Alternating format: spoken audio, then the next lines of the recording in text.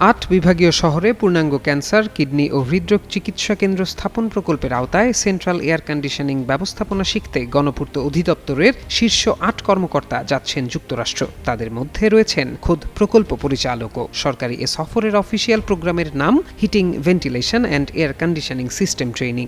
মঙ্গলবার এক প্রতিবেদনে জাতীয় দৈনিক কালবেলা এসব তথ্য জানায়। প্রতিবেদন অনুযায়ী যে প্রকল্পের খরচে এসব কর্মকর্তা যুক্তরাষ্ট্র যাচ্ছেন সেই প্রকল্পের কাজের অগ্রগতি আশানুরূপ নয়। প্রকল্পের ব্যয় 2 দফায় বাড়িয়ে 2,388 কোটি টাকা থেকে 3,443 কোটি টাকা করা হয়েছে। অন্যদিকে যে ব্যবস্থাপনা সম্পর্কে প্রশিক্ষণ নিতে কর্মকর্তারা যুক্তরাষ্ট্র যাচ্ছেন সেই সিস্টেমের কাজ শেষ পর্যায়ে রয়েছে বলে IMEDর প্রতিবেদনে উল্লেখ করা হয়েছে। এছাড়া 8 জনের মধ্যে এমন একজন কর্মকর্তা আছেন যার চাকরির মেয়াদ কয়েক মাসেই শেষ হবে। তার উপর যেসব কর্মকর্তা যুক্তরাষ্ট্র যাচ্ছেন তারা কেউই নির্মাণ পরবর্তী রক্ষণাবেক্ষণে সম্পৃক্ত থাকার সুযোগ নেই। তাই বিষয়টির যথার্থতা নিয়ে উঠছে নানা প্রশ্ন।